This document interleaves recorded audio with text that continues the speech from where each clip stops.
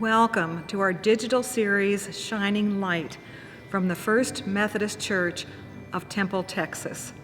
I'm Dr. Diane Howard, your host. Our church is actively involved in missions, outreach, and disaster relief at the state to international levels. Here are some examples of how some of the church members have been actively participating in this work. My name is Alan Roark, and I'm a member of First Methodist Church in Temple, Texas. So several of us took a trip down to the valley outside of Weslaco, Texas through UMCOR, which is the United Methodist Committee on Relief. We all went through a certification class so that we would be able to be part of an early response team to serve in the aftermath of disasters that might have happened. And of course, the recent hurricane that happened down that affected South Texas was something that we went down to work at.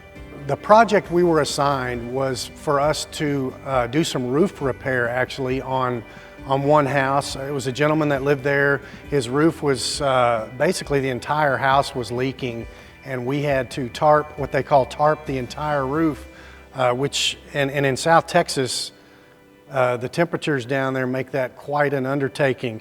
You know, on the last day of that project, the owner of the house went to the store and bought chicken and beef fajitas and also sausage and cooked a meal for us as a thank you for the project that we did for him. Through the church's connection with an organization called CFAT, which stands for Servants in Faith and Technology, we sent groups down to villages in the Andes Mountains of Bolivia 4 years in a row. I actually attended the last 3 of those, and we went to a little village called Quesimpuco, which is about a 14-hour drive across the Andes Mountains from La Paz, Bolivia, which is where the airport is. Really, the most important project that we worked on was a water tank that we ended up helping frame and build out of concrete that held about 10,000 gallons of water. And what that allowed villages to do, or that particular village in the Andes Mountains to do, would be to help them grow the crops that they grow by hand every year just in order to subsist, and have depended on these tiny little aqueducts that basically help water travel from upper areas of the mountain down to let them water their crops. And us allowing them to store 10,000 gallons of water meant that multiple family farms would have the water that they needed to grow crops throughout the year. Working in a village of just 100 or so people in the mountains of Bolivia really puts life into perspective. I don't believe I'll ever complain about anything that I don't have again. Something else that I've been involved in through our church, First United Methodist here in Temple, Texas, is a conference organization called CTCYM, which is Central Texas Conference Youth in Mission. What that is an organization that puts together mission trips to areas where there is a great need, where there might have been a disaster or something of that nature. A project that I worked on that had a significant impact on my life, as well as the youngsters that I had in my work crew on these particular days, was a project in Big Spring, Texas, and there was an elderly couple there that had put their application in, which is something you have to do to get help through the CTCYM projects. They had asked for some painting and a few minor things done to their home, but when we arrived, we found out that this elderly gentleman had to carry his wife and her wheelchair up and down the stairs in front of their home on a daily basis to get her to her doctor's appointments and things of that nature.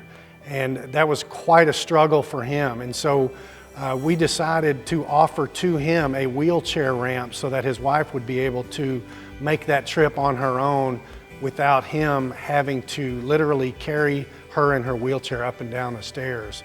I did that project with several junior high kids, and at the end of that project, their faces were aglow with pride for the work that they had done and for the help that they had given this elderly couple. I'm Dr. Barbara Foster. I attend First United Methodist Church in Temple, Texas, and I'm here to tell you about a new program called New Hope that we would like to present for everyone who may have or will have a heart wound. Probably some heart wounds that they may not even realize how much they're being impacted in their lives because of them. Now, a heart wound can be a lot of things. It can come from a death, it can come from rejection, it can come from abuse. Any number of things can create a heart wound. And almost everybody has them, but some have them to a very bad degree, and it's impacting their lives and they need help with it. Now, New Hope is a program that has had great success in Europe. It's new to the U.S., but the purpose of it is to help individuals to be guided toward reaching new beginnings through helping one another, where several of them will group together, even though their wounds may not be the same. They will help one another, they will lead one another, they will lift one another up, and they will particularly pray for one another. And through the process, they will hopefully all be reaching in the direction of new beginnings. New Hope is not counseling, and it's not for those with fresh heart wounds, but it is a way to link individuals together and give direction to them so that they can forge a path to healing in all of their lives. You know, everybody thinks that their heart wound is unique. Nobody else has ever suffered the same thing they had, and that's understandable, but in actuality, that rarely occurs. And by using biblical stories and the characters within them, people can identify that they're not the only ones who have suffered these heart wounds.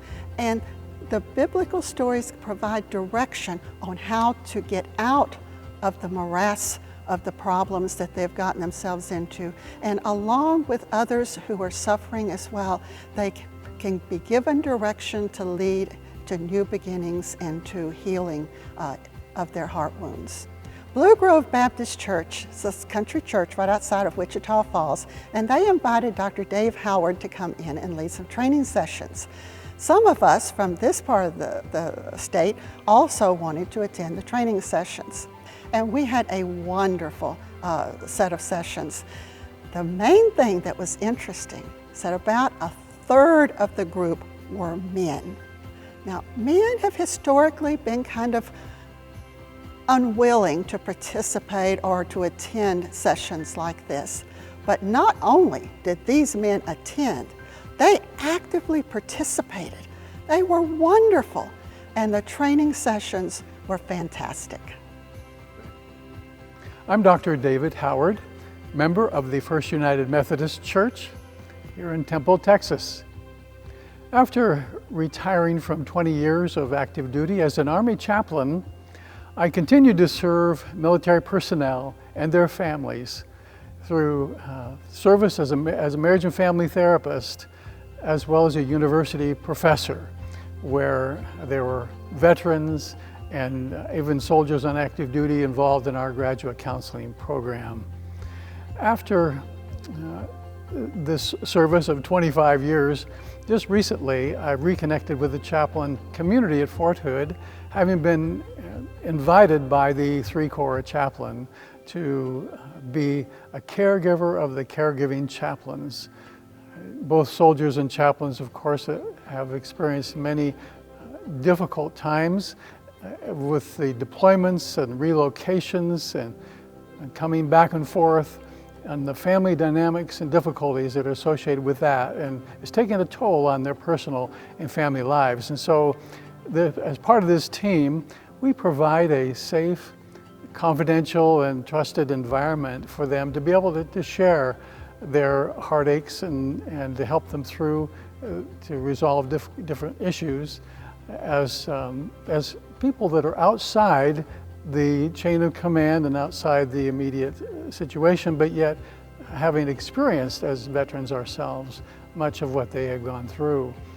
And highlight of my week is going out to have breakfast in a dining facility at Fort Hood, with reconnecting with soldiers and with this team as we talk together about the issues and the challenges and resources that are available to help better serve the soldiers there, and they stop by to connect with us. Usually this after breakfast is a time when the soldiers come by at the dining facility, having responded to this team that goes out and walks through the unit areas where soldiers and leaders are, connecting with them, greeting them, and consulting with leaders, and getting referrals. And it's just a marvelous time of being a part of that culture and community. And one of the members of the team is known as Old Ranger, and he's a combat veteran, been an NCO as well as an officer, who really relates well to soldiers and to leaders. Leaders seek him out for consultations all the time and actually ask him to speak to entire formations of soldiers about his wisdom and his faith. And so he has tremendous open doors for the gospel and building relationships. Another member of the team is a retired helicopter Apache pilot who connects so well with the Apache Brigade, the aviation brigade there at Fort Hood. And a third member is a United Methodist Church pastor, retired, who was a combat veteran in Vietnam, and he and his wife conduct these post-traumatic stress support groups so that soldiers and their spouses can find help and assistance to work through the difficult experiences they have in their deployment in combat zones. So it's a real privilege and honor to be a part of this military veterans team who have by no means, they have not retired at all from active duty and service to their God and to their country, and serving these soldiers and family members who sacrifice so much in their work on our behalf. As Psalm 92 says, the man of faith flourishes like the palm tree. He will grow like a cedar in Lebanon. He is planted in the house of the Lord, where he will flourish in the courts of the Lord our God. He continues to bear fruit in his old age, full of sap and green, declaring, the Lord is upright, the Lord is my rock, and he is righteous altogether. Thank you for joining us for the second episode of Shining Light. Watch for further episodes.